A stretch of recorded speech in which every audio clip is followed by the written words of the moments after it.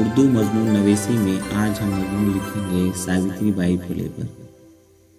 Savitri by फुले 3 जनवरी 1831 में जिला सातारा के नायगांव में पैदा हुई।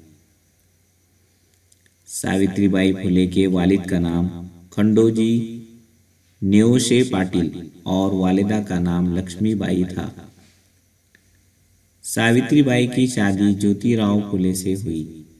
ज्योतिराव फुले एक समाज सुधारक थे।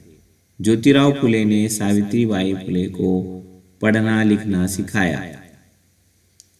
1 जनवरी 1848 को सावित्री बाई फुले ने अपने शौहर के साथ मिलकर पूना में लड़कियों के पहले मदरसे की बुनियाद रखी।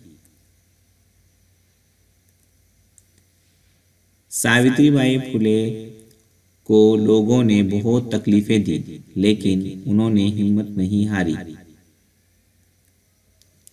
उन्होंने समाज से कई अंधी तकलीफ को दूर किया, जिनमें बचपन की शादी, सती की रस्म को बंद किया, बेवाओं की शादी जैसे काम किए। सावित्री बाई फुले एक शायरा भी थी। उन्होंने शायरी के जरिए समाज को बेदार करने का काम किया।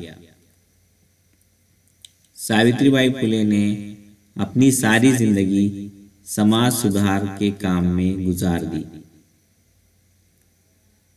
10 मार्च 1897 को सावित्री बाई फुले का इंतकाल हुआ।